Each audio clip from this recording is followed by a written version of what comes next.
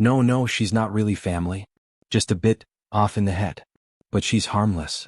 I froze at the gate. The front door of the house was wide open, laughter pouring out into the afternoon sun. A few well-dressed guests stood in the foyer sipping wine, and her husband, Braden, smiled like a perfect host. Then he wiped his shoes. On my daughter. She didn't flinch. She was kneeling on a thin mat by the door, dressed in rags, her hair unwashed, her head bowed. She looked nothing like the brilliant, radiant woman I had walked down the aisle 3 years ago. My chest burned. I felt the world tilt. The last time we'd spoken, she told me everything was fine. That they were just adjusting. I hadn't even known where she lived until I pulled the address from a pile of unopened Christmas cards. Braden turned to one of the guests, laughing. Don't worry about her, she just gets like this. Our little house ghost. Something inside me snapped. I walked forward, past the shocked guests. When my daughter looked up, her lip was split. Her eyes widened in disbelief. And that's when Braden said too late, wait, who or why? But I was already standing in the center of the room, staring him down. Every guest went silent. And the smile drained from his face. Because he finally recognized me. And he had no idea I was coming. Dad? She whispered, but I could barely hear her. My daughter, Camille, looked like a stranger. Pale, thin, trembling. She was still kneeling on that mat like she didn't even know how to stand anymore. Braden straightened his blazer. Mr. Grant, he said coolly, you really should have called ahead. I didn't answer him. I crouched in front of Camille, touched her shoulder gently. She flinched. My heart split in two. A woman from the party whispered, wait, that's her father? I turned slowly to face the room, raising my voice just enough. Yes, I'm her father. And this, I gestured toward Camille, this is my daughter. Not a servant.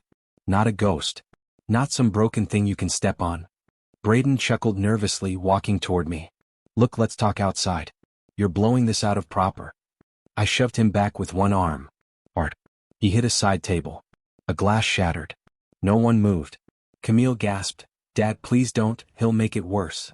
That's when I realized the deeper truth. This wasn't just humiliation. It was control. Abuse. A prison masked as a marriage. Braden looked up, eyes narrowed. You just made a big mistake. I helped Camille to her feet. No, I said. You did. When you let me through that door. I got Camille into my car before anyone stopped me. She didn't speak the entire drive. She sat curled up in the passenger seat, eyes wide open, her hands shaking in her lap. I had never seen her like that, not even as a child when she got sick. This was a different kind of hurt. Has he hit you? I asked gently. She didn't nod. Didn't shake her head. Just stared. When we reached my house, she walked inside like a ghost. She didn't ask for food. She didn't even ask why I showed up. She just collapsed onto the couch as if sleep was safer than life. That night, I went through her social media. All the photos, perfect polished smiles. Dinners with Braden. Brunch with his mother. Friends commenting, #goals. And then, in one picture, I noticed something. A faint bruise beneath her makeup. Right on the collarbone. Zoom in and you could see a cut on her wrist. My stomach turned. I called a friend of mine, retired NYPD. Run a quiet background on Braden, I said. I need everything. Then I checked my inbox. An unread message. From Camille. Sent months ago. Dad. I don't know what to do. He controls everything. I'm scared to leave. She had reached out. And I had never seen it. Now I was wide awake. And I was going to fix this, but not by yelling. No. That man wiped his shoes on my daughter. I'd make sure he never walked comfortably again. By morning I had a full file on Braden. The man had 2 restraining orders filed in college. His ex-girlfriend? Disappeared from social media entirely. His business? Registered under his mother's name. And 3 months ago he filed a police report, said Camille stole his Rolex. This was more than abuse. This was systematic erasure. He'd been burying her, piece by piece, under his ego, his image, and his lies. And now, with her living here, under my roof, I could finally see it clearly. Camille wouldn't eat unless I placed the plate in front of her. She whispered thank yous like apologies. She woke up screaming. I sat beside her one night, holding her hand. She asked, "Do you think I'm crazy?" I shook my head. "I think you're surviving something awful." She started crying. But not loud. Not messy. Just quiet tears, like she didn't think she was allowed to feel anything more. I decided to do what Braden never expected. Use silence as my weapon. I reached out to one of my old contacts, a partner at a private investigative firm. Then I contacted a women's shelter lawyer, told her to prepare a case file. Everything I learned, I documented. Braden thought he had broken her. But I was about to break his world, using the only thing he truly loved: his public image. The next Sunday, Braden showed up at my house. Uninvited. Hair slicked back, cashmere coat, grinning like he was some prince coming to fetch a runaway bride. He didn't even acknowledge me, walked right in. "Camille," he called. "Time to go home, babe. The guests are asking about you." She stepped out of the hallway, pale and frozen. "No," she said quietly. Braden chuckled, shook his head like she was the joke. "Come on. Don't embarrass yourself. Let's go." I stood up. "Come. Collected." "She's not going with you," I said. "And you'll want to leave now." He turned toward me, smirking. "Or what? You'll call the cops." I tilted my head. "No. But your investors might want to hear about the recordings I've compiled. And your mother's name being used to dodge liability in your fake company registration." That wiped the grin off his face. He stepped closer. "You think you're clever, old man?" Camille flinched. I stepped forward. "Touch her and I promise you, your career will be over before you feel the cuffs." Braden looked at her one last time. "This isn't over." Then he left. I turned to Camille. "Let me tell your story," I said. "Not for revenge. For truth." She nodded. "That night, we published everything. Recordings, screenshots, the police report she was too afraid to file. And by morning, the story had gone viral. The media did what I expected. They devoured him. Within 48 hours, Braden's polished empire cracked.